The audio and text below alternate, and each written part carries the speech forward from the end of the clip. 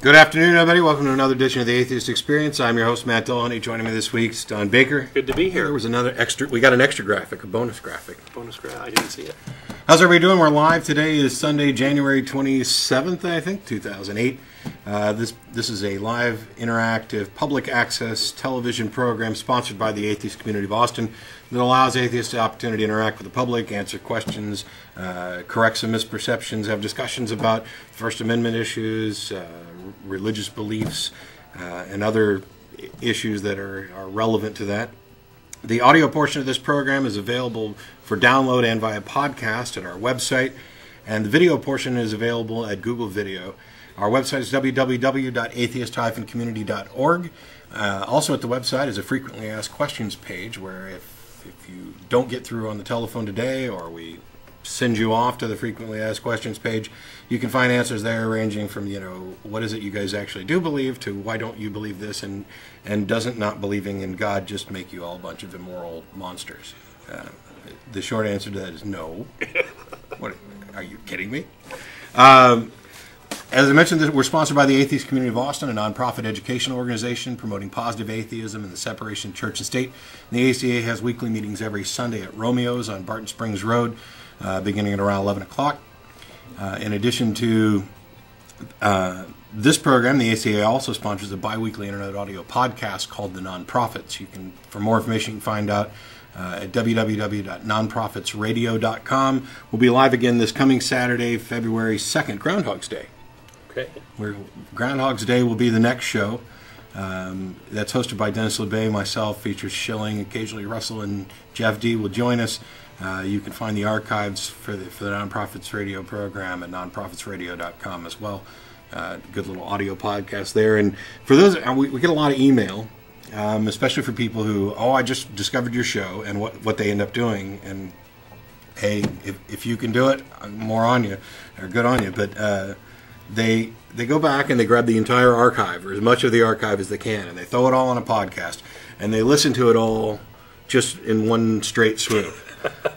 I don't even like me that much. How do they survive? But I got an email today, an odd one, saying, I've made it through the entire archive, and now I'm in a position where I actually have to wait a week or two before I can hear it again. Well, they can buy our old ones on. Yeah, well, they've already heard them, so they're asking, what other programs do you recommend? All the way back to 2004. Holy moly! Evidently. That's dedication, man. So there's some people asking, what else can I listen to? Do you have any other recommendations? Honestly, I don't get enough time to actually listen to a lot of podcasts. I have a handful of favorites, but I'm not going to pump out recommendations today. I think the best thing that I can recommend is to get active in an atheist community similar to ours. The Atheist Community of Austin, as I mentioned, is a nonprofit educational organization promoting positive atheism and separation of church and state. There have been a number of other groups started around the United States and in other areas in the world, kind of, I don't want to say, modeled after, but using a similar concept and idea. If there's not an atheist organization in your area, think about starting one. It's really not that difficult. Throw an ad in the newspaper, get involved in some online communities. Facebook, my page, or MySpace, there's meetup groups and all kinds of things. You can get started doing that and do something besides just listening. Not that I have any problem with people, listening. I, encourage it, obviously. But if you could create your own podcast as well and talk about things in your area, discuss news issues. And the more voices we have out there, the less obscure we seem, and the more difficult it is for people to mischaracterize who atheists are, what we believe, what we don't believe. And that's a big problem. I think there's a real problem with people not understanding what's going on. I'm not interested in stealing away your religious belief or making Christianity or Islam or Buddhism or whatever illegal. I'm not trying to legislate my beliefs on everybody else. I'm trying to prevent them from legislating theirs onto everybody else.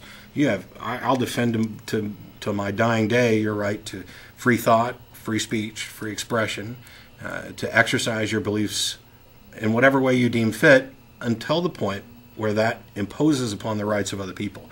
And that's where I think we need to get involved and active, and not just from the podcast pulpit, I guess. But we're also looking at least in the ACA, since we're located in Austin, getting involved in in a more political arena type area to address issues that are coming up. I know Don's going to talk about a bill a little later on that's something that we should be concerned with and addressing.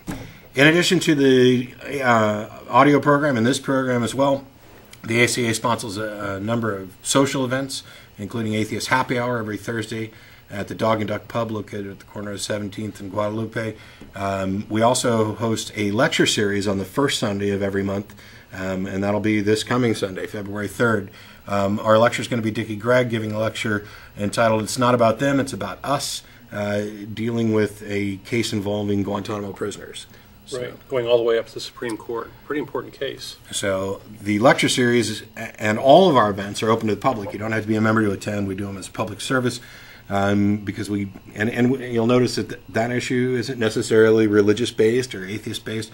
Mark Lowy was supposed to be giving a lecture about black body radiation. That's been postponed due to illness. We'll be coming back to that. And we've done a number of lectures on science things. We're not like the gloomy group that sits around and does nothing but complain about how Christians are poisoning our school system or whatever, which in fact may be the case. We went to an event put on by CFI. The Texas Citizens for Science came down. I wasn't able to go to that. What happened? I was packed, is what happened. We filled that Mangia pizza place to overflowing. And we talked a little bit about the firing of Chris Comer. We talked a little bit about the state of science education in Texas with the standards being up for review. The fact that right now the State Board of Education, with 15 members, 7 of which are young Earth creationists, Texas is in jeopardy. If people don't get involved and act to protect a solid 21st century science education, we could be the next Kansas. And I don't say that as a slam on Kansas. It's just a simple fact that the situation got out of control there. And, it took a huge effort to get things corrected. These are fights that we shouldn't have to be waging over and over again because the stakes are just entirely too high. The education of the next generation isn't something that we should, toy around with. And for people to misrepresent the issue as, well, let's just teach the controversy or let's teach all sides. Okay, well, then why aren't you advocating teaching the idea that angels hold you to the ground and that's the definition of gravity? I mean, we're talking about science here and what should or shouldn't be taught in a science classroom. But I'm getting off during the announcements and already going down a sermon route, so I won't do that. In addition to the weekly meetings and the Atheist Happy Hour on Thursdays, the cast and crew of this show get together afterwards and go to El Arroyo. The address is on your screen, 5th Street. Obviously, I never mentioned this, but this is the atheist community of Austin. And we give out all these addresses and talk. We're in Austin, Texas. So for those of you who are watching on Google Video or listening on podcast, that's where that address is. That's where that address is. It's in Austin, Texas, and I'm not going to read out the address, but and that's also open to the public. Any atheist or atheist-friendly person is welcome to join us. If you're coming down to preach, proselytize, or provoke, please don't. We'll have the phone number for you shortly. You can call in and explain what you believe, why you believe it, and more importantly, why you think anybody else should. I think that's probably the single most important issue. I'm all in favor of people being true and honest to their beliefs. But if you're going to make claims that your beliefs are true in the broader sense, that they apply to everyone, and that everyone should be accepting of these and working together for a common goal, then be prepared to kind of provide some defense of that, some evidence or reasoned argument. As a reminder to ACA members as well, in addition to the Sunday morning meetings, also we're putting out the call for newsletter submissions. As a reminder, the February newsletter, I guess it's getting mailed out almost as we speak or very, very soon. Monday it'll probably be mailed out. And so you'll be receiving the February newsletter soon. It'll also be available as a PDF at the ACA website, as are all the previous newsletters. If you have submissions for the newsletters, whether it be a book review, movie review, commentary, editorial, personal testimonial, you can email editor@atheist-community.org. If you're watching the program via Google Video or even here in Austin and you don't get through on the telephone lines today, or you don't want to, you can email any feedback, criticisms, questions, concerns to tv@atheist-community.org. We can't promise to reply to all of them, but we do read all of them. And we get lots of great feedback from around the world. Yeah, it's kind of amazing how many different countries and folks write us. It's very nice. Yeah, and also occasionally corrections. There was one correction we got this morning, which I'm not going to go into detail. It touches a little bit on what you're talking about with regard to hypocrisy. And I haven't had a chance to go back and hear what was said. Yeah, I haven't seen it, so I'll respond to it. So there may have been some slight misrepresentation about whether or not somebody's being hypocritical in a particular belief. But we'll take a look at that as well. Okay. So how you doing? Good. Good. Oh, just to follow up on that, I mean, we invite folks to come challenge us. You know, we don't think that we have the truth from on high, right? Come and challenge us. Help us make better decisions. Help us learn. Help us correct any mistakes that we make on the air. We do that sometimes, and we'd like to make them better. Yeah, our primary concern, I think, is with regard to gaining a better understanding of what is true and what isn't. And while I can appreciate the fact that. I talked a little bit earlier about not wanting to steal people's religion away. I would prefer, in all honesty, a world where there's no religion, but that's based on an idea that I have that so far, until somebody demonstrates otherwise, there's no good reason to believe that. And I'd prefer that we not believe things without justification. But a lot of people will say that their justification is faith. And that it's they may consider this unfair, but I disregard the faith argument immediately because I don't consider... Well, the 9/11 terrorists had lots of faith, right? And they had more faith than I think most Christians do in this country, right? They had enough faith to destroy themselves, right? Yeah. And take out this big building in the process. So it's like, so what? Is that a good thing? Do we want more of that? I don't think so. But yeah, and I may end up getting back to that later if somebody actually calls in to talk a little bit about faith and what their beliefs are and why. But you wanted to, in part, continue this discussion on hypocrisy in different areas. Well, I think I've come to figure out it's a big enough topic that I could probably hit on it every single show from now on. And maybe we have. Maybe we have. So the last time I was on, which was 8 weeks ago almost, right? Because I ended up skipping a rotation. We talked about hypocrisy.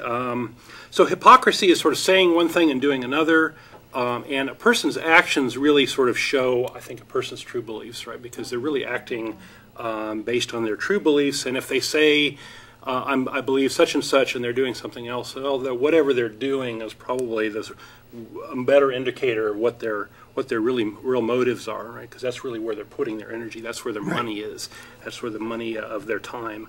And if you're saying one thing and doing another, there's a deception going on. It could be a self-deception, or it could be an active deception where you're trying to deceive somebody else, and that's not good, right?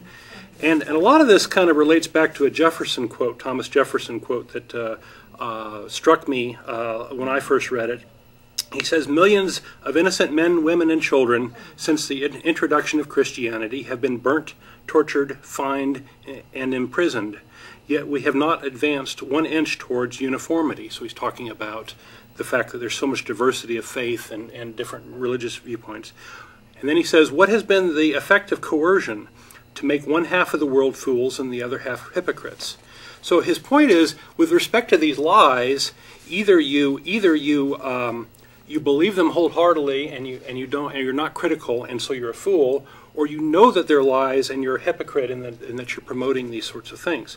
So last time I talked about the hypocrisy of hospitals and funerals, abortion rights, the theological hypocrisy having to do with God giving us free will, right? If God gave us free will, why in the world are people trying to take that away by putting lots of restrictions on what people can do, other folks can do. Also, there's this Christians don't believe the do unto others thing of Jesus. They don't seem to buy into that whole thing, but that's a whole show topic to itself. So Today I have a whole bunch of topics. I'd like to talk about House Resolution 8888, which is a pretty amazing piece of work. I think I can actually probably do the whole show on that. We can also talk about the war on Christmas, megachurch scams, the hypocrisy of lightning rods, just for fun. 10 Commandments is always waiting in the wings. There's lots of hypocrisy there. So why do religions need this deception? Well, because the religion is junk and they couldn't sell it otherwise, or they have to lie in order to sell these things. So that's my claim. And when religious leaders lie, it shows that they don't believe what they're selling. It shows that they are, promoting junk, and maybe it's there for their own benefit. Maybe they make money promoting this stuff. I don't know. And religion needs fools without a moral compass in order to thrive. So, I guess without further ado, I'll just jump into House Resolution 8888. Sure. This is a piece of legislation that is very early in the process. It's now just referred to committee. It was introduced in December 18th by Randy Forbes, who's a Republican from Virginia. And the title... Sure it wasn't introduced by Dan Patrick? Oh, no, this is... No, same this is cut from the guys cut from the same cloth. This is state... okay, the title... National. Yeah, this is national. This is House Resolution 8888, affirming the rich spiritual and religious history of our nation's founding and subsequent history, and expressing support for designation of the first week in May as, quote, American Religious History Week for the appreciation of and education on America's history of religious faith. So that's the title of the thing. So really they're trying to take the National Day of Prayer, which is in the first week of May, and make it the National Week. Right. So give them an inch and they take a light year. And it's really kind of, we every year the National Day of Prayer also coincides with the National Day of Reason, and that's not a coincidence. It's intelligent design. And we get together and we go down to the Capitol, and I noticed that this past year the number of people who showed up for the National Day of Prayer was dwarfed, paltry in comparison to years past. So I don't know what good extending this thing to an entire week is going to do. But well, I think that this is a lot of room for pandering at the national level.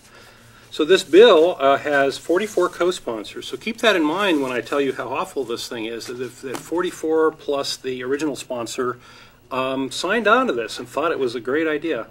It's in committee, which means it may be abandoned. It's in the Committee of House Oversight and Government Reform, which fortunately has a good guy on it by the name of,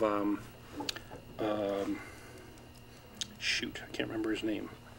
I'll remember it later. Anyway, we have a friend there who's a pro-science guy on that, who's been a real champion. Anyway, the bill, the structure. Not Pete Stark. I'm sorry. Not Pete Stark. No, it's don't worry about it. Don't worry about it. We'll keep on going. Okay. The structure of the bill is it has 76 whereas clauses, right? They're little tidbit, whereas this, whereas that, whereas the other, and then four resolutions at the end. And the bulk of the whereas clauses are little supposed pearls of wisdom or whatever from or pearls of religious influence. With regard to our history. That's what the bulk of those are. There's a whole lot of more recent stuff that the President X said why and these sorts of things. So, and supposedly it's free from particular religious favoritism, but if you read it, you'll find out pretty quickly it's based on a Christian fundamentalist overtones. And here are the problems with the bill. This is why you should care. It first off, it runs afoul of the separation of church and state. There's no reason at all for Congress to be making a bill like this. It's actually illegal. It's a violation of our Constitution. It's a violation of the First Amendment. Congress shall make no law that is an establishment of religion. Now, see, I'm not completely sure that I agree that this runs afoul of the First Amendment. Okay. I think it may. That's my weakest argument. Okay. I think it may. My big thing is why. I mean, that's a good question. We're in a war. We have economic issues. We have deep social issues. And you people who are paid to go up there as representatives of us paid to do this work are sitting around wasting time creating entire weeks of God worship. Let's pat ourselves on the back. Oh, because we're God Christian. is so good. I mean, the time you spent drafting this, passing it around, finding 44 other people to sign on, and oh, by the way, the process is just getting started. All of that is time wasted. That's what I mean. That's probably the most offensive thing. That's the most offensive thing so far. There's also the problem that these whereas clauses completely ignore the negative influence of religion, like the apologetics of slavery and the persecution of Jews and blacks and gays and all sorts of other folks, other religious minorities. Where's the bill that says, whereas Christianity was a principal tool in encouraging and supporting slavery for the first 150 years of this nation's history, we therefore declare a week free from this, abomination. But the Salem witch trial is a very embarrassing episode about where religious influence in the United States that unfortunately isn't even mentioned in this thing. So evidently, not only are people picking and choosing from the Bible, they're picking and choosing from history as well. That's right. It's a lot of spin. And then the thing that's really, really annoying about it is it's loaded with lies about American history. It's from top to bottom. It's really loaded. And let me give you a quote from a guy named, just a second.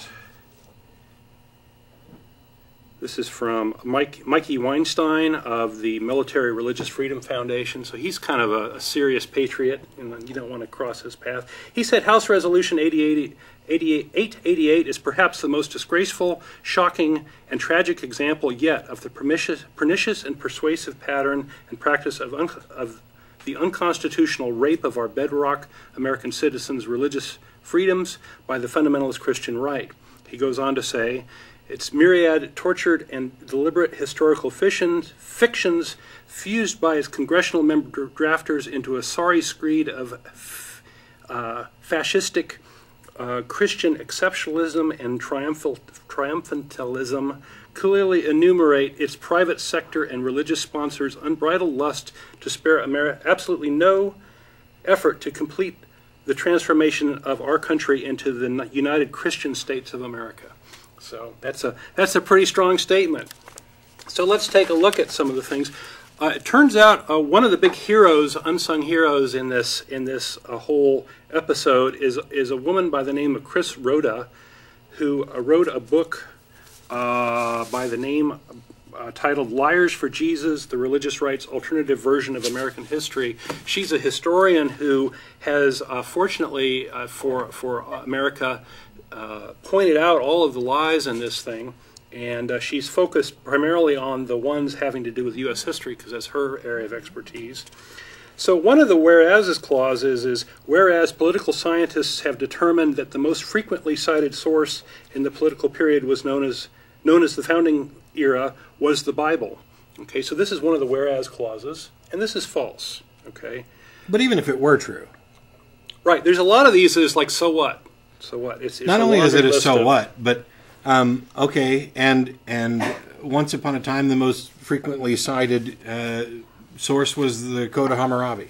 I mean, when you've got a book that's as pervasive and ubiquitous as the Bible, of course it's going to be cited. When your population is 95, 96% Christian, as was the case in those times, of course they're going to cite it. That says nothing about whether it's right or whether they should be doing it. Right. But this whole thing gives you a little insight into how the minds work behind this, okay? So there's this little phrase in there, and you might think, oh, well, that might be true. There might be true. There might be a lot of biblical references that time. But when you dig deeper, you find out that a lot of this is based on a legitimate study by a guy named Donald Lutz that has been misquoted, and it's being used by the National Council on Bible Curriculum and in public schools to spin doctor the thing. And they're making the claim that 94% of the period's documents were based on the Bible. Well, where does that come from? Well, it turns out that 34% of the documents that refer to the Bible, you find out when you dig around, are sermons. So there's a whole bunch of sermons that are sort of skewing this thing, and then it turns out that where does the other 60% come from? Well, David Barton just kind of pulled that out of his ass. David Barton is a historian, is a pseudo-historian that makes up a lot of BS about American history for consumption by the conservative Isn't he Christians. part of the Wall Builders group? His group is called the Wall Builders, which is also deceptively named. And so here it says, Barton somehow concluded from his own study that 60% of the documents in the period were based on the Bible, and this added that to the 34% of the skewed sample from the Lutz thing, and that they end up with 94%. So that's where they come from. And it turns out, well, if you really study this, there's not a single reference at all to the Federalists' writings, which are the ones of the people who founded our country, because they were real big on the Enlightenment. Right.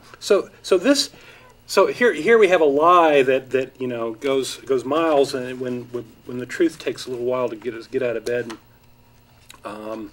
So here's another one. So that's one lie out of many. I can go on and on about this, but let's just hit a few, just so you can get a flavor for how insane this thing is. Here's another one. Whereas throughout the American founding, Congress frequently appropriated money for missionaries and for religious instruction, a practice that Congress repeated for decades after the passage of the Constitution and First Amendment.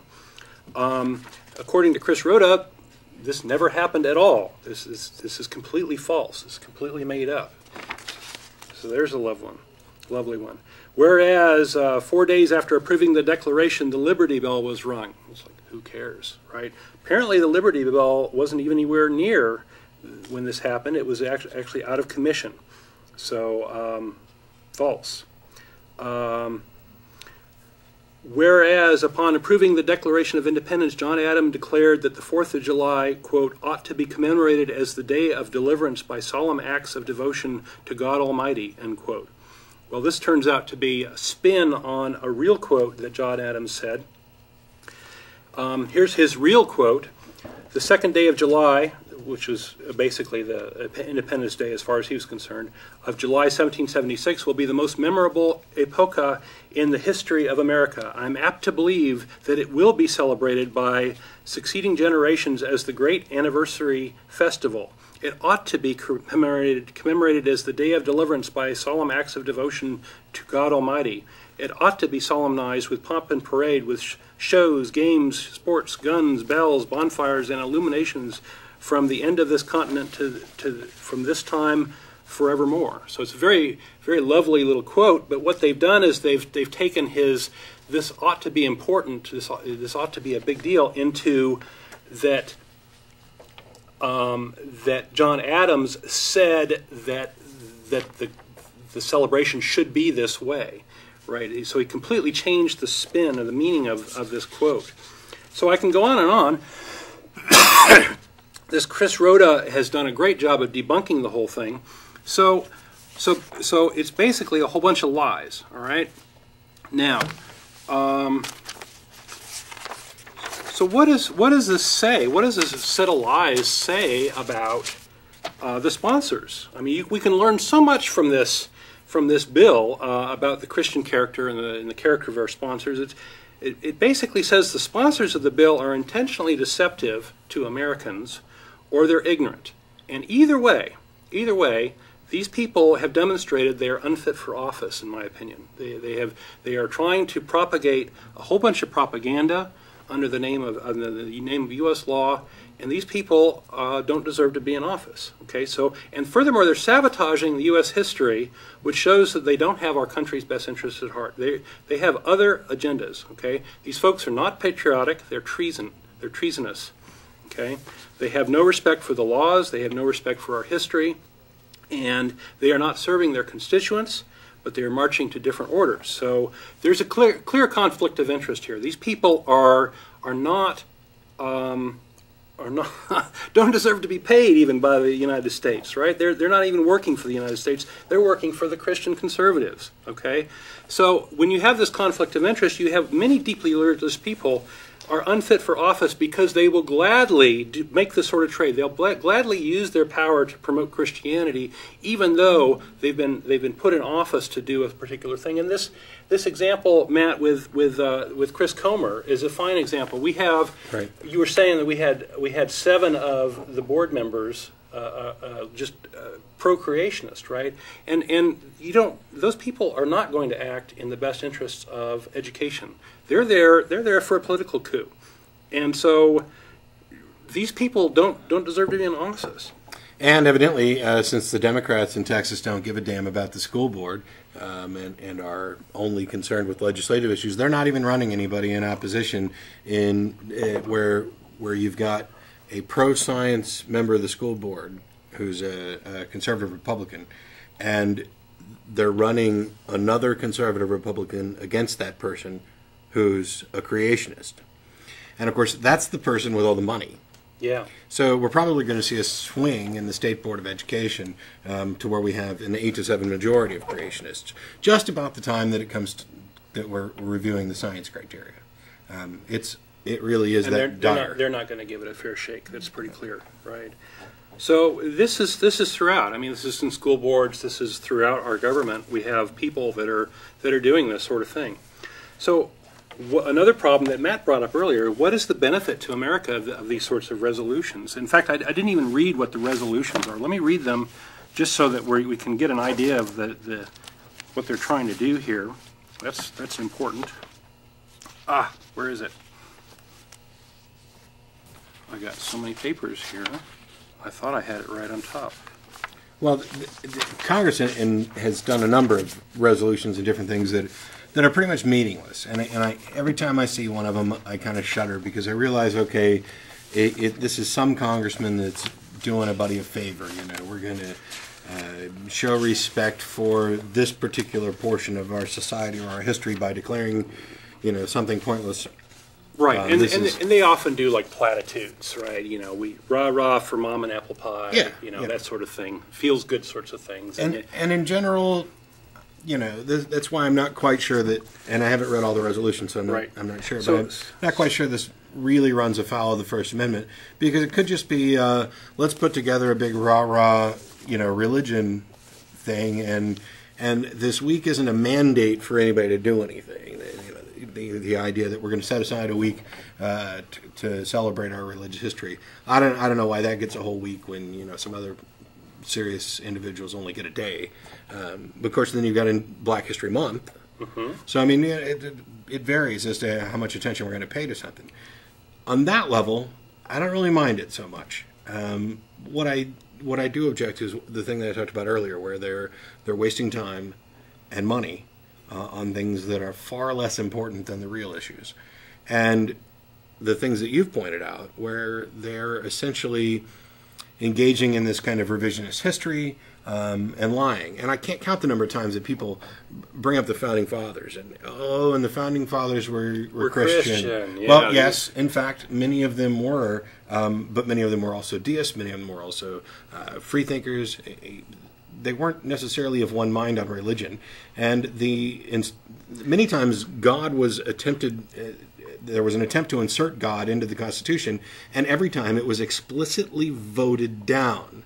These were men who understood that true religious freedom has to serve everyone of all beliefs. That we can't even insert language that encourages religion over irreligion. That's just not the case. I mean, you can't function as well. As soon as you start taking sides, not necessarily, we're Catholic and not Protestant, or we're Jewish and not Christian. You can't even do we're religious and not religious. This has to be a country where everybody is free to have their own beliefs and not to have the morals and ethics of a majority imposed upon them by fiat or legislation. I mean, you can't work that way. But when they pick out the quotes from the Founding Fathers, they're really selective. Everybody tends to ignore the fact that Thomas Jefferson essentially created the Jefferson Bible, which is a redacted New Testament, removing everything supernatural and just basically keeping some of he considered Jesus a philosopher. Yeah, he kept some, not all of the moral and ethical teachings of Jesus. And you know what? I could do the same thing. There are some of Jesus's moral and ethical statements that I'm, just fine with. There are others that I think are horribly bad advice. This whole take no thought for tomorrow, God's going to provide everything you need. Don't save, that's absurd. That's bad advice. And, fortunately, I guess, we don't see too many Christians following that bad advice because I think they recognize it. But, you've got James Madison, Thomas Jefferson, Ben Franklin, John Adams, Thomas Paine, George Washington, all these guys that they quote, but they pick and choose. Well, I can pick and choose quotes as well. James Madison, for example, starts off, "The purpose of separation of church and state is to keep forever from these shores the ceaseless strife that has soaked the soil of Europe in blood for centuries." John Adams, who they were just referencing in there.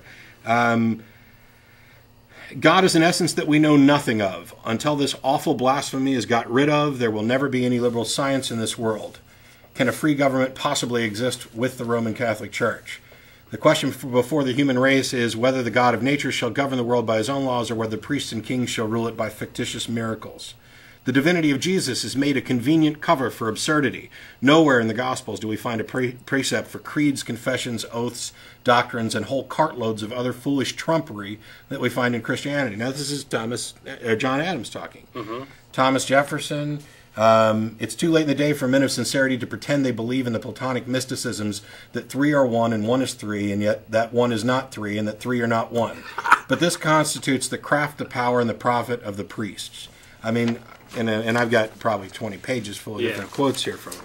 And these were educated men, and they could tear it down. The thing that, and I've brought this up before, the thing that I don't think enough people really understand is it doesn't matter whether or not the Founding Fathers were pro-religion or anti-religion, whether they were Christian, non-Christian, whether they were atheists, theists. Who cares? They founded a nation. They founded it on specific principles. But we're not bound by that. If, and we've demonstrated this before, slavery used to be legal. We have graduated to the point where we understand that this was an abomination. This is a terribly dark period in our history where we were so woefully misguided with regard to morals and ethics and how we treat other people that we allowed something, excuse me, that should have never been allowed. But it's a natural part of the progress of our growth. Ethics and morals evolve. We changed that. It doesn't matter to me so much what the Founding Fathers thought. What matters to me is what we think now. What kind of changes can we make now?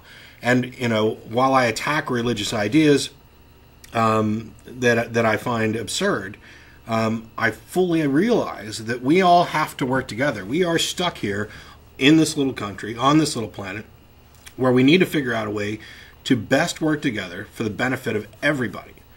And any attacks on religion I make are because I feel that those religious claims directly impede progress. They represent an old, unwarranted style of thinking that has done nothing, I won't say has done nothing, but that has impeded progress, retarded scientific progress, and moral progress. And that's where the attacks come from. I'm choked. Yeah. I think I swallowed something. Okay. Well, let me read the resolutions of this bill. And they seem a little innocuous, perhaps, but there are four of them. Resolved that the United States House of Representatives, 1, affirm the rich spiritual and diverse religious history of our nation's founding and subsequent history, including up to the current day. So I don't have a serious problem with that. No, and as long as you're going to affirm the diverse religious history, let's go ahead and add some whereases, including some of the quotes I read. Sure. As long as this contributions of minority religions, right? Let's or the lack of religion. Let's get some quotes in from Thomas Paine, of course, was a deist, but let's get some quotes in there that address the significant contributions that atheists and freethinkers have made to this country. Sure. As long as we're talking about religious diversity, let's not narrow it to just religion. Sounds good. 2, the House of Representatives recognizes that the religious foundations of faith on which America are built are critical underpinnings of our nation's most valuable institutions, and from the inescapable foundation from America's for America's representative processes, legal systems, and societal structures. Hogwash. Hogwash. Bullshit. Complete and utter BS. You might as well have just said, let's just go ahead and have the United States acknowledge that our laws are based on the Ten Commandments, Right. which, by the way, is not true in any sense. Did I mention this is trying to tear down church-state separation? 3, rejects in the strongest possible terms any effort to remove, obscure, or purposefully omit such history from our nation's public buildings and educational resources. So I think this is the sort of heart of the thing, where they basically want to put this revisionist history in our educational resources and use the government as a propaganda machine for their religion, which I don't think is a good idea. Well, this thing essentially allows them to put up religious displays. Yes. Yeah. Yeah. It says that any effort to remove, obscure, or purposely omit such history, and they're talking about the religious history, from public display in buildings. Right. So this is an end around. It's an end around around the First Amendment. You know, it sets up really a false dichotomy. It's going on the presumption that preventing them from putting up religious displays in public on public ground is an affront to the religious history of the nation, or to their religion as they practice it now. Both of which are completely untrue. But the real thing is that we're trying to establish a society where the religious and the non-religious are equally free. Where when you're walking into the courtroom, you don't have to have this huge Bible display and Ten Commandments display and go in under the impression that you are some kind of second-class citizen. You don't need to paper the walls of every public building with a tribute to a religious history. And by the way, what's your motivation for doing so? Are you really trying to cherish history? Well, start a history museum.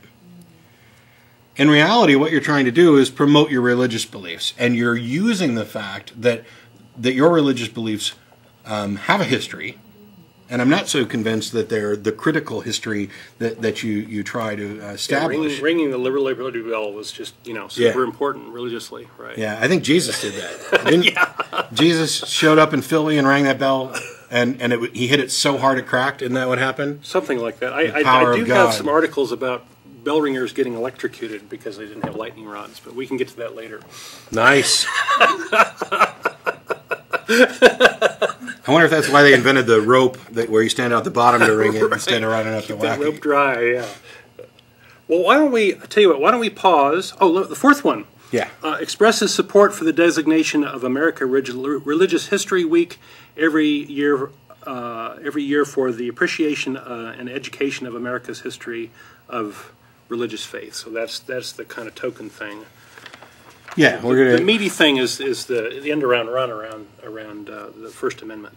Why don't we pause, take some calls, and I'll come back and we can talk about what this resolution says about Christianity. Yeah, the third resolution in there is the one where I think they've completely tried to run afoul of the First Amendment. Oh, absolutely. Because they're basically, when you say that you're going to not allow people to challenge religious displays on public grounds, now you have imposed upon their rights and their freedoms. Whether or not a court ends up agreeing with, and I had a discussion with somebody recently where they were basically claiming that they could make their case in court and a jury would agree with them. And I was like, so what? Juries let OJ go. That doesn't, and I'm not necessarily, saying he is guilty, although I think he was. What a jury decides or what a court decides has no relevance to whether or not something is true or right. People are human; they make mistakes. You can make a convincing argument. One of the things, the lawyer who looks best and sounds best is the one who may win in some instances. It's not about whether or not you can make your case and get people to agree with you. I mean, we could find a court where a jury is going to agree wholeheartedly and unanimously that God exists. That doesn't tell us anything at all about whether or not a God exists. Or any of the look at all the death penalty convictions that are being overturned, right? That's a great example of juries make mistakes. Yeah, but even if they didn't make mistakes, we have no way of telling whether or not they're correct. This is just their assessment. I have no doubt you could convince 12 people of almost anything, especially 12 people who were unable to get out of jury duty. That's a joke. Well, to be That's fair, a joke. yeah. I like jury duty. I do consider it an obligation. I look forward to doing it, but it's an old joke.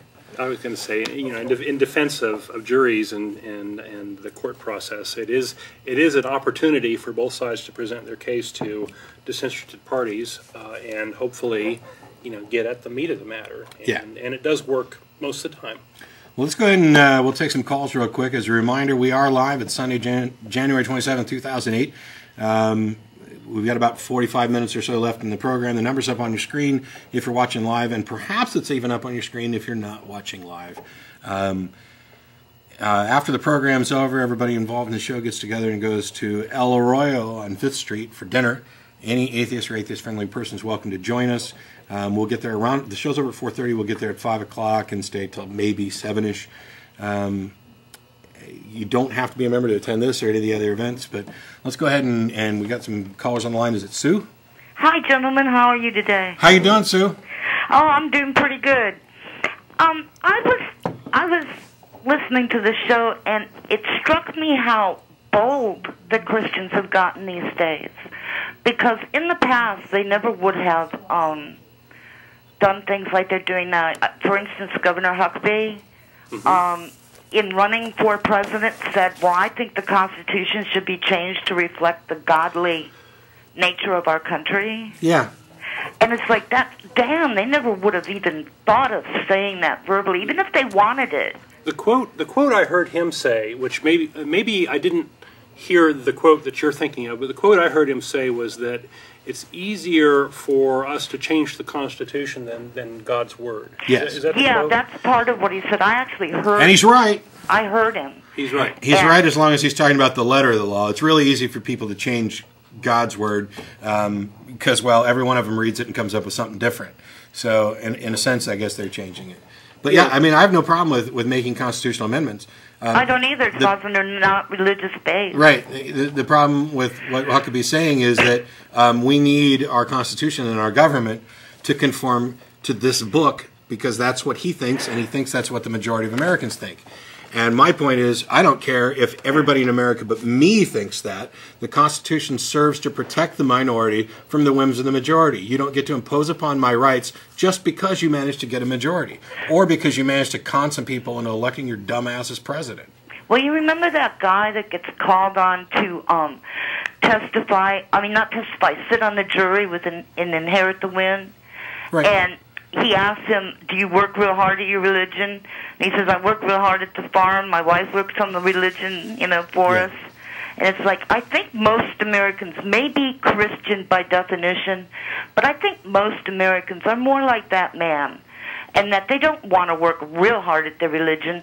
And I think if we turned into a theocracy, we would have a real actual revolution. At least that's what I have to tell myself. I tell myself that we're not going to let this happen. I hope so too. On the other hand, the countries who do have a state religion tend to grow out of it and end up being less religious. And I think Don and Russell have both said that this may be due to a lack of competition, where religions like businesses, well, there's a thought, thrive on competition. Now, having said this, I'm not advocating that we go ahead and allow the United States to become a theocracy as a method for getting rid of religion, because I don't think it's effective, and it's certainly not going to happen in my lifetime. I just, as I said before, I don't abide by the idea that faith is a virtue. I think it's a horrible method for distinguishing fact from fantasy. It's wearing blinders. Yeah, it's Ben Franklin said to see with the eye of faith is to close the eye of reason, or something similar to that. Mm-hmm. I'm not trying to take away, well, I say I'm not trying to take away people's religion. I'm more than happy to take away people's religion for good reasons. If someone is in the position that I was in many years ago, where I was a sincere believer, but I began having, searching and finding not only no answers, but more problems, if anything I say happens to help one of those people abandon their religion, I'm happy with that. But I'm not out to steal away their religion, as I mentioned before. The other thing is that while I have an opposition to faith, I don't have an opposition to hope. So if if your religion is serving to give you hope, that's fine. It's fine even if it's not. I mean, it's your religion. What I get really confused by the Christians is why they think that you can't come up with it's bad to rape somebody without God telling you. Yeah. And I don't understand why they feel that way. And when I hear them say, well, how can you have a moral compass? It's like, how can I not? Yeah. I mean, you know, I'm a person. My children are people. My husband's a person. I don't want to see anything horrible happen to any of those. And, you know, because of that, I feed it out to the rest of the world and think about how I interact with the rest of the world. I don't want to hurt anybody. And I don't understand why they don't. Yeah, I don't get it either. Come up with, like, well, you can come up with this without a God telling you. Right. However, well, how if exactly, they need a God to tell them, let them have a God. Yeah, I'm with you there. And I've said before, if you'd run around killing people, if it weren't for religion, then keep your ass in church. Yeah, really. Well, thank you, gentlemen, and you can, get some more callers. But Great. It's a good show today. Thanks, Sue. Bye. Yeah. So how does worshiping a invisible mass murderer make you moral? I just don't get it. Yeah. Well, and this claim, it's difficult to address the various claims of religion and claims that different religious people make against atheists, for example. This idea of morality seems to be one of the most common and one of the most compelling. And it's kind of based on this idea that morality must come from some authority. Right. And that's absolutely true. The thing that the theists have overlooked is that we, in fact, are the authority. We, as a society, as a collective group of thinking, caring, feeling individuals, have come up and established these rules, outlined them, and saying these are the rules we're going to follow, and we're going to take action against those people who don't want to follow these rules. And if you don't want to be a part of our society, if you're unwilling to follow those rules, then you don't get to be a part of our society. That's the authority. It doesn't have to be some transcendent authority. It doesn't have to be some dogmatic divine command theory. Matter of fact, we can demonstrate that all of those divine command theories fail. And I don't have to go any further than your own book in some cases to demonstrate this. In the Old Testament things, the stone unruly children, the order to go out and slaughter opposing tribes, including cutting open pregnant women and stabbing the fetus just so that it doesn't survive as well. These are all commands of God that are supposedly morally correct, and yet we recognize now that they're not. We recognize that this is really the trappings of some ignorant barbarians, and I don't fault them for that. They were perhaps even on the forefront of some of this, although not so much with the Israelites, since they stole a bunch of stuff from other cultures and didn't quite steal it right. But there's this kind of this joke that I heard this past week or whatever. In the Old Testament, you've got God as this vicious, warmongering, thumb-pushing monster. And in the New Testament, he turns over this new leaf and is, warm and caring and turn the other cheek. And somebody was saying, what happened between those two? And the answer, of course, is he got laid.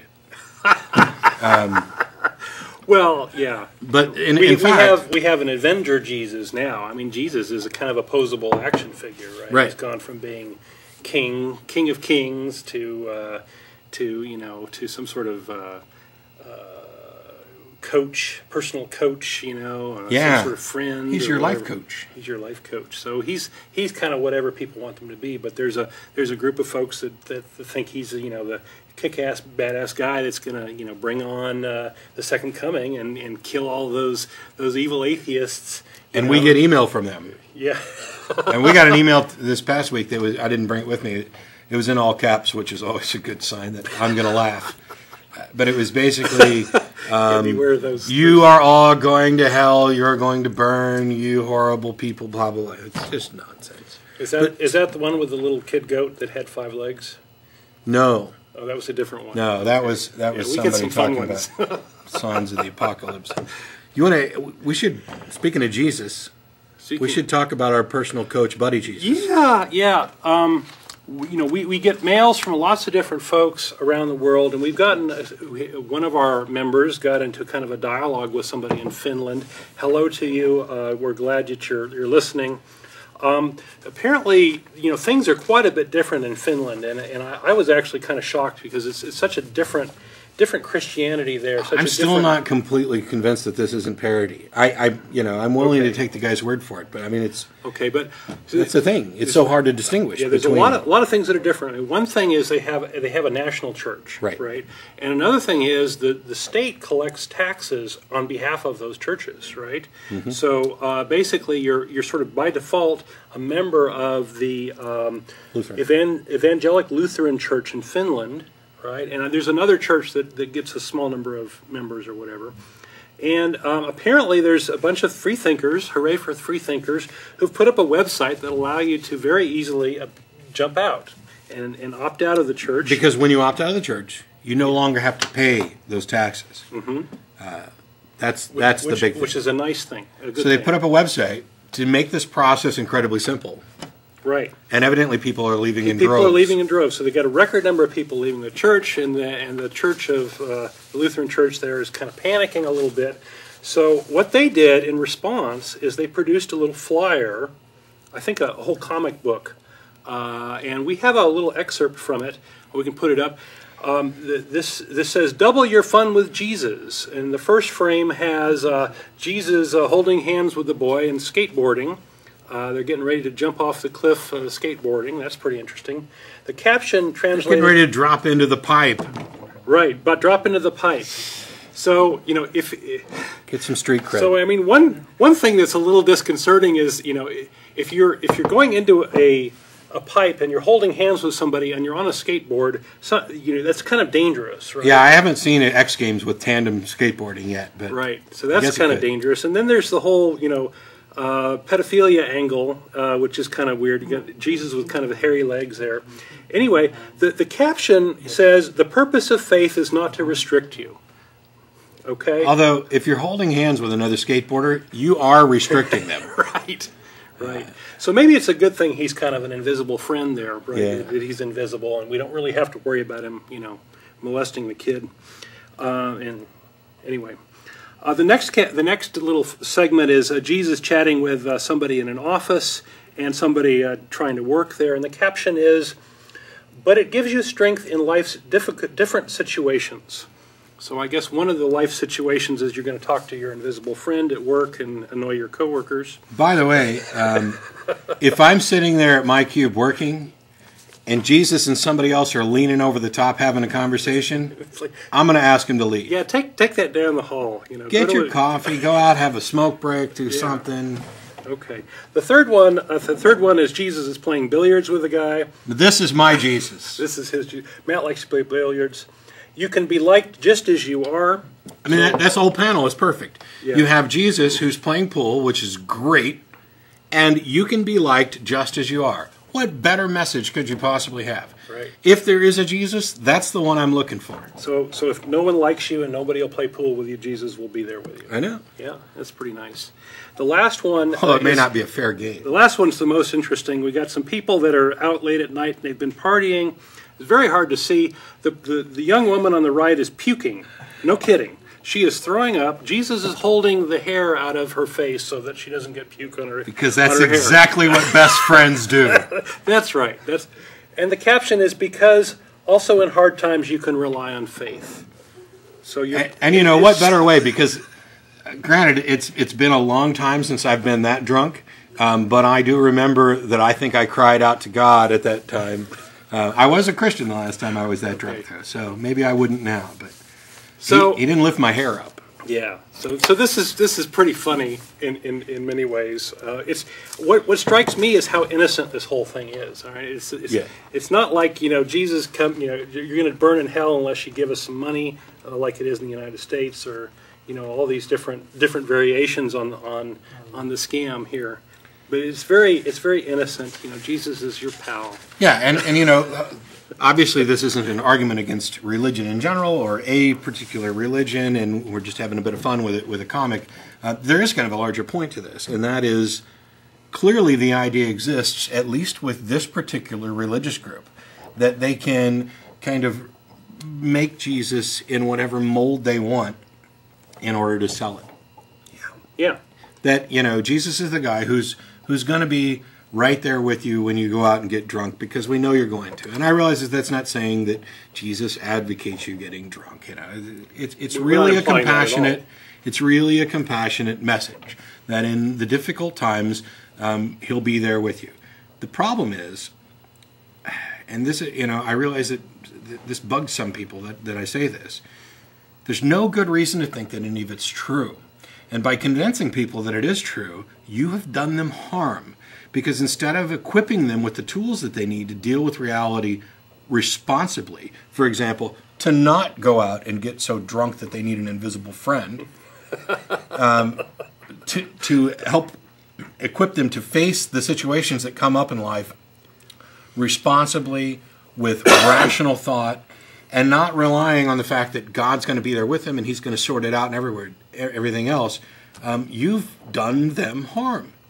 They're willingly buying into something that has no basis in truth, or at least no demonstrable basis in truth. I mean, if God's demonstrated himself to you, that's great. Next time you talk to him, ask him why he doesn't do it for the rest of us. But it's much better in the long run to teach people how to cope with reality on reality's terms. I mean, it's wonderful to think you're going to live forever. It's wonderful to think that Granddad is up there in heaven looking down on you and appreciating the events that take place in your life, and that someday you will be able to visit with him again. But there's no good reason to think that it's true. And by equipping people with that kind of mindset, the way your brain works is you're constantly developing a tool set that allows you to evaluate reality, evaluate claims, make decisions. And the more polluted your brain gets with bad information, the worse your decisions are going to be. And this is as close to factual certainty as you're going to get. That the more your brain understands truth and reality, the better equipped you are to make decisions in reality. As soon as you start adding in the junk, and some of it may be relatively harmless, some of it may make you feel incredibly good, but I'd rather know that my beliefs are true or most likely true. And I'd rather know that I have eliminated as many false or likely false beliefs as possible than feel good about my beliefs. There's no guarantee that reality is something where you're going to feel good. Life's tough sometimes, and it's cruel. But the best way to learn how to deal with it is to deal with it on its own terms and not hit your knees or put your hands together. I mean, praying may make you feel better. I'm not opposed to people, praying in general, because I think mostly what you end up doing is something along the lines of meditation or clearing your head, or, oh, I've lost my car keys. Oh, let me stop for a second, and please, God, please tell me where I put my car keys. Oh, I just can't remember where my car keys are. Well, what are you really doing? Are you really talking to some supernatural being that's going to tell you where you lost your car keys? Or are you trying to calm yourself down and focus your brain into remembering where you put your car keys? Is it really a miracle that you end up finding them? I mean, are you so? I mean, have you got this weird amnesia where you can't possibly remember it on your own, so God's got to come in and plant the thought for you? And he hit him in the first place. Yeah. Why didn't? Why is God hiding your car keys? By the way, they're on the counter behind that can. They just got moved a little bit. You'll find them. No problem. Is it Justin? Yes, sir. How you doing, Justin? Doing all right. I'd like to tell you, I like that little joke you cracked about Jesus playing pool, and that'd be an unfair game because Jesus would probably knock them all in. Yeah. I mean, if we're talking about the magical, mystical Jesus, then yeah, I'd get my butt kicked. Well, my question for you is why, in general, you don't believe in some sort of intelligent life to help create where we are today. Simple. I just think we don't have any evidence for it. It's a little bit ignorant from my perspective to think that there was just a huge explosion in space, and now we're here. You're right. Involved here. So I think not necessarily, I don't really agree with the way Jesus is portrayed and the way that people try to force you to believe in him or you're going to burn in hell. But I do think that there has to be something out there to help the process along. I just want to know if you believe there was, do you just believe that we came from an explosion and then we turned from goop to fish and then, came out on the shore and then we turned into monkeys? Do you think it's likely? Yes. Yes. So you honestly believe we came from nothing? No, and nowhere in your original phrasing did coming from nothing enter that. Well, you said it before that you thought it was ignorant to think that there was just explosion and then here we are. I agree, that is ignorant. Also saying that we came from nothing is incorrect. We can trace, we know evolution happened. The evidence for common ancestry is almost beyond any possible refutation. Even Francis Collins, who is an evangelical Christian and head of the Human Genome Project, said that in the absence of fossil evidence, the DNA evidence alone is enough to confirm common descent. We know evolution happens. So now we need to go back and figure out what's the story with abiogenesis. Where did life come from? Because we know that life is here, and we know that it's changed and evolved. So where did it come from? There are a number of scientific theories about how life could have evolved from nothing, and some of them have actually demonstrated in simple terms life from non-life, organic material from inorganic material. The Miller-Urey experiments, for example, demonstrate this pretty well. There are a number of other theories about how it might have arisen on another planet, or at the bottom of the sea, or on vents, or we don't know. But we do know that it is at least scientifically possible for this to occur. We can trace back the history of the universe, the formation of planets, the formation of galaxies, stars, and how the simpler elements are fused in the furnaces of stars to produce the heavier elements that produce everything in the universe. All of this complexity is explained in terms of simpler things that proceed back to the Big Bang, which isn't a something from nothing proposition. It is a something from something proposition. Now, where did the something come from? Why is it there? That's a question that we cannot answer right now. We may never be able to answer. But to assert... Isn't it fair to believe, though, that... it's hard to say, but something had to create the Big Bang. Okay, and what created that something? That's the thing. Who knows? Nobody knows. See, and what I'm objecting to is it's the wrong question. Okay. It's not a something had to create it. It could have just been that the universe always existed, that matter and energy in conjunction with the laws of thermodynamics can't be created or destroyed, that it goes through fluctuations or changes. There may be other explanations with universal tunneling from multi-dimensions. I don't know. It's way beyond that. But my claim is that there's insufficient justification and evidence for a claim that there was any kind of transcendent intelligent force that caused all of this. That is a claim without any evidence. What it is it's an attempt to solve a mystery by applying an even greater mystery. And it has no explanatory power. It doesn't tell us anything. It doesn't make any predictions. It's just a way of us trying to make ourselves more comfortable than saying, I don't know. I'm happy to say I don't know, because saying I don't know means that we can keep looking for the answers. Saying that God did it means we're done. Yeah, it's a fine question. If scientifically we find out that there is a transcendent intelligence, that this is required, that there is that there is evidence for this, that's when I'll believe it. The time to believe something is when there's evidence to support the claim, and not a moment before. Well, I like the way that you present your case. You do it in a respectful manner. And let's just hope that you're wrong. I know that sounds bad to say, but let's hope that you're wrong, and that when we do pass on, that there is something out there. Okay, yeah. Pascal's wager, right? No. I think he's not. It's not Pascal's wager. He's saying that he hopes that we're wrong in the sense that death isn't the end. That you get to go on to something. It's wishful thinking. There's no evidence for that viewpoint. It'd be nice, and if it happens, it happens. There's nothing I can do about it. But here's my quick take. There's no reason at all for me to live my life as if that's going to happen. The best way for me to live my life is if this is the one and only shot I get at life. I need to treat people right the first time. I need to work to better my own life, better the lives of those around me, work towards making sure that if this is something I'm interested in, our species continues to propagate. I realize not everybody's in favor of that. Dolphins might be opposed. But if you live your life as if the end is the end, then I think, for me at least, I get much more enjoyment. I get much more enjoyment. It's much more meaningful, and I know that I am more likely to do things right the first time, or at least make every effort to. Well, I can respect that, and I like getting someone else's point of view, like yourselves, because then it makes me think a little bit deeper into it, and put everything together, take everybody's point of view. But I appreciate how you present your facts. Thanks, Justin. I appreciate the call. I respect your opinion entirely. So y'all have a good afternoon. Thanks, Justin. Thanks for your call. I talked a lot. Did you want to add to that? Oh, no, that's fine. That's fine. All right. It's the usual thing of, I don't know X, therefore God did it. Right? It's the argument from incredulity. Yeah, and we tend to kind of simplify it in those terms, and it really is that simple. I mean, there's no you shouldn't believe anything until there's evidence to support it. The problem is that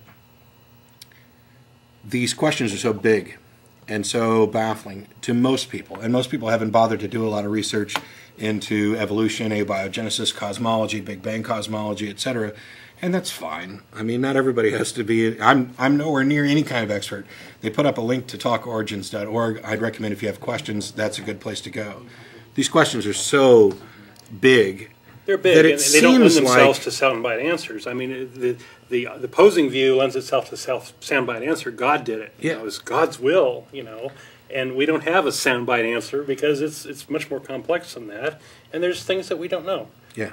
And to some people, it just seems probable because all of the experience in their life is, here's something, it's so obviously created, and we know there's a creator, but you're getting putting the cart before the horse. The reason we know it's created is because we have evidence of the creator, the creation process.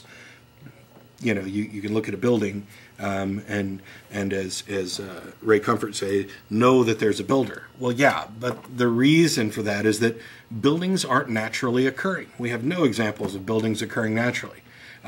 Plants, they occur naturally. Humans occur naturally. As a matter of fact, the universe occurs naturally. Yeah, I mean, a category mistake. Yeah, you're transposing what we're talking about. But if you don't mind, let me give my sort of final riff on the HR 88. Sure. 888, because I think it's kind of the punchline of the whole thing, and then we can finish with callers. How does that sound? We can put the number back up. I know there's a caller waiting to just hang tight. Hang tight. We'll get to you.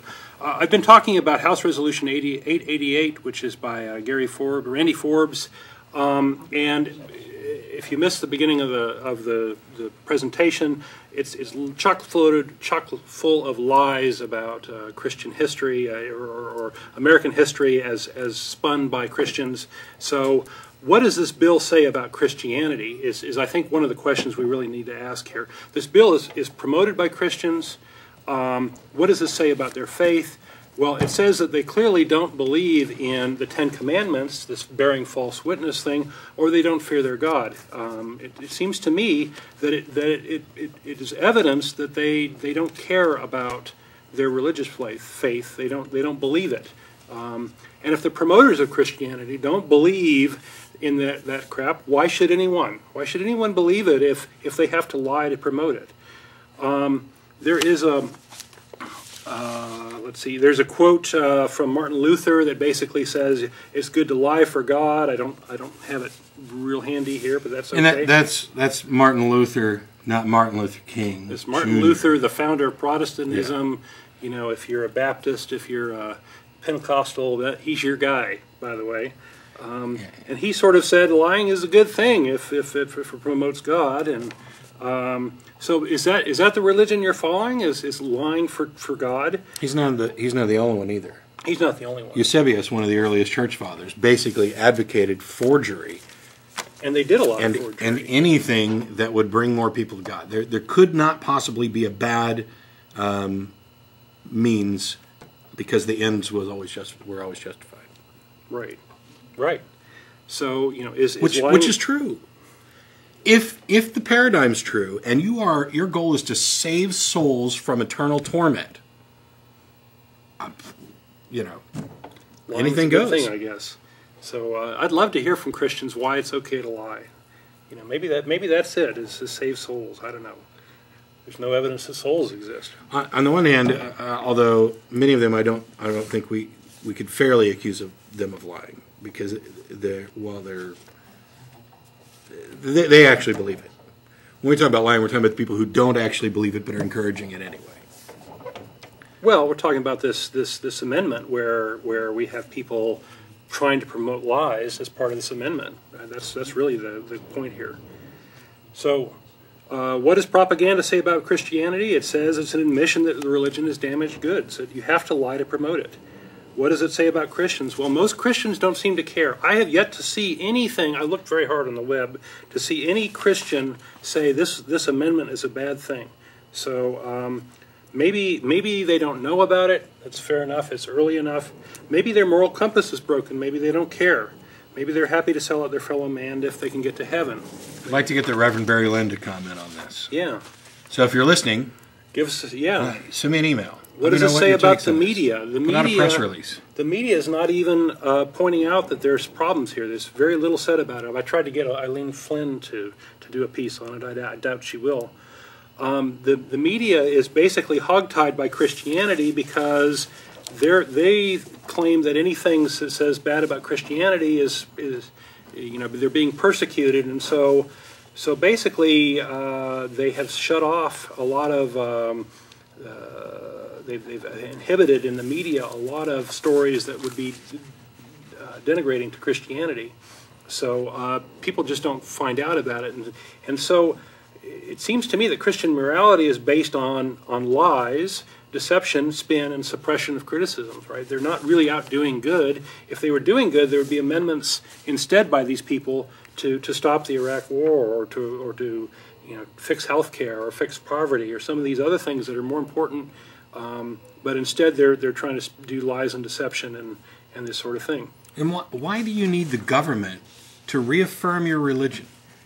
If it's not good enough for you as is, I mean, what good does it do for the government to say, "Oh yeah, you've got a really good religion. We'll celebrate for a whole week about how good your religion." Well, that's nonsense. Yeah. I mean, one of the things about separation of church and state is not just that it protects the rights of everybody from each other, or it protects the state from intrusion by the church. It protects the church from intrusion by the state. Wouldn't you want to keep your religion separate? What difference does it make to you if your government comes out and says, "Oh, we acknowledge your religion's really good"? Screw them. Isn't this a personal matter? Isn't this supposed to be between you and your Creator? Isn't this about your spiritual development? Aren't you supposed to be not of this world but walking in it? I mean, granted, it's been a couple weeks since I read bits of the Bible, so I might have gotten some quotes wrong, but at least for Christians, it seems to me patently absurd that not only would you want your politicians to waste time on this drivel, but that you'd actually take pleasure and enjoy the fact that the government is basically giving you this for your religion. Oh, I sanction it. Why don't you write a letter to the Pope? And think about this, folks. I mean, if the state is creating a religion, it won't be your religion, right? Yeah. It won't be yours. And so, are you going to follow the state religion like a slave? Is that the goal here? I don't know. You've got over 1,000 denominations of Christianity. Each one of them disagrees about some point of Christianity, whether it be Jesus' divinity or the Trinity, or whether or not he actually existed, which part's metaphor, which part's literal. Did the flood actually happen? Did Jonah live in the belly of a whale? Did somebody turn water into wine? Which is all evidence. Whose religion's going to win out when you do this?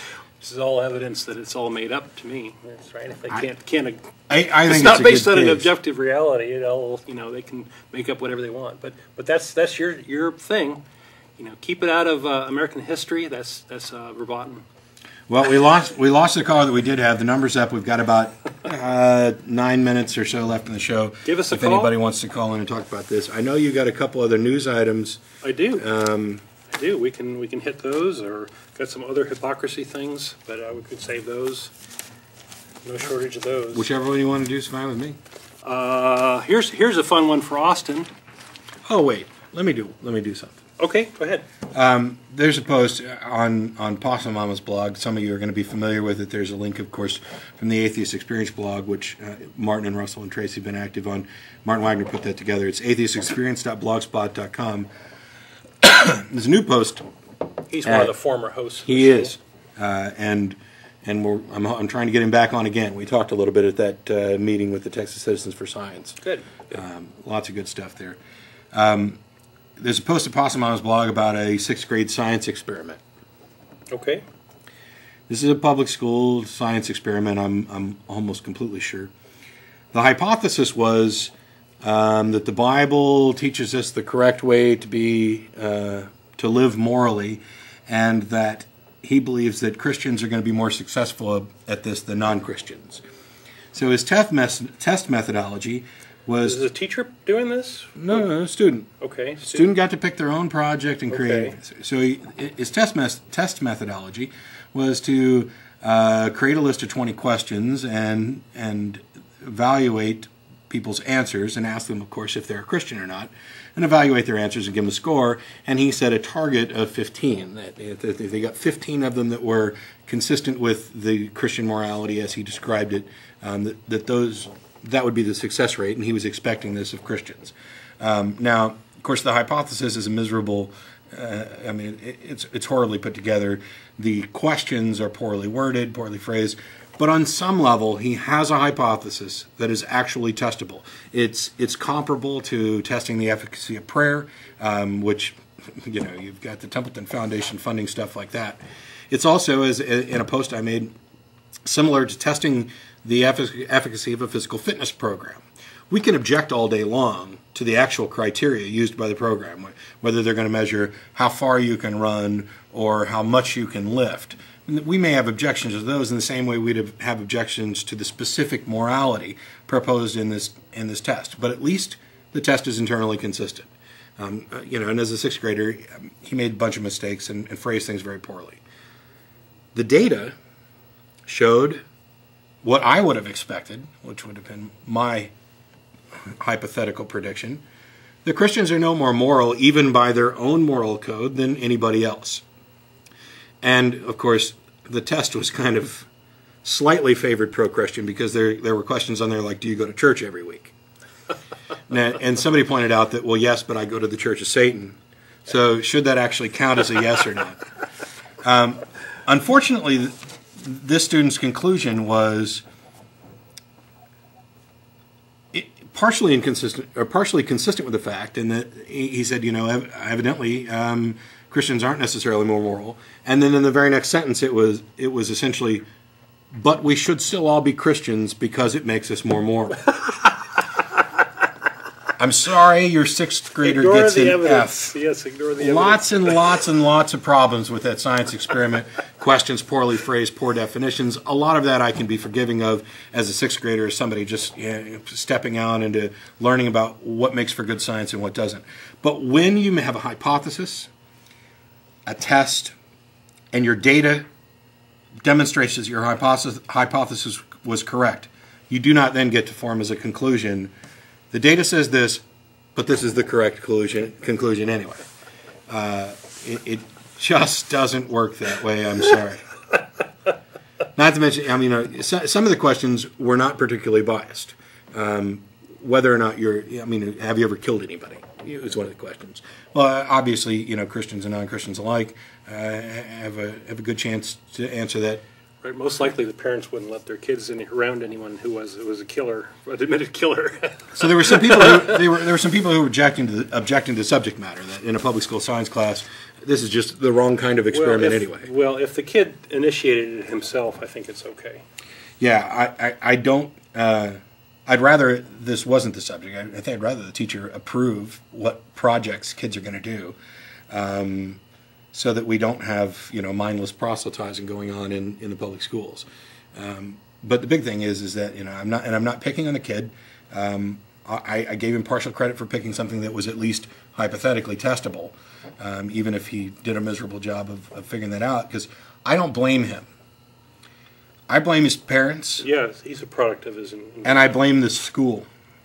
We've done a miserable job of preparing people for the future. We have not taught critical thinking. We have not taught the scientific method. We have allowed people to get by, slide by. No child left behind means nobody gets ahead. We have created a travesty in our public school education system. And here in Texas, things are potentially going to be getting much, much worse.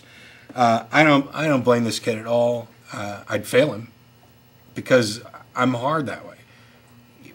Why would we pass somebody if they haven't done what they're supposed to do? Why would the teachers even? And I don't blame necessarily the teachers, because I realize some of you are stuck doing whatever it is that the school board dictates to keep your job.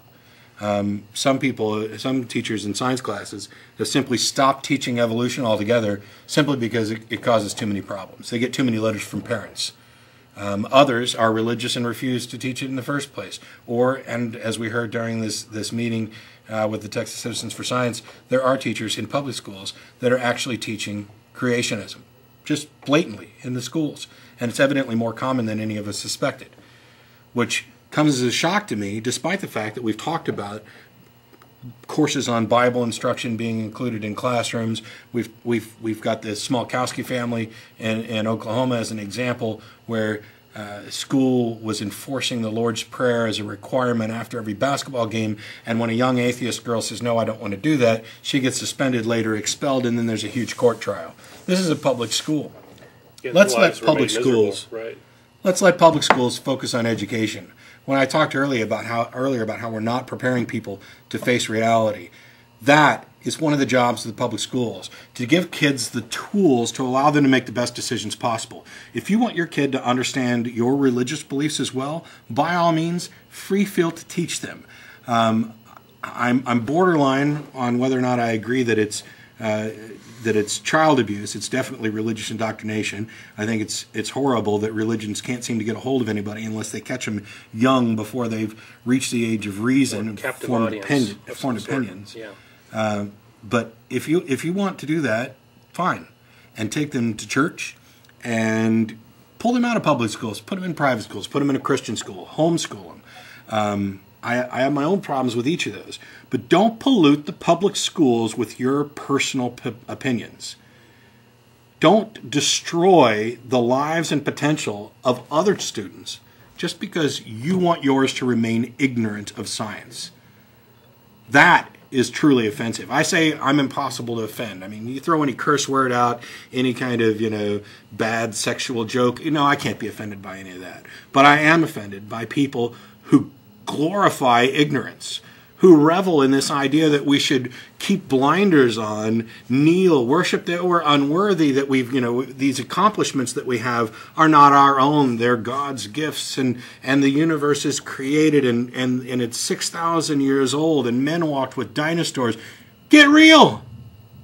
This is insanity. This is the 21st century, and we're once again dealing with 18th, 17th, 15th, and 1st century crap. But we're out of time.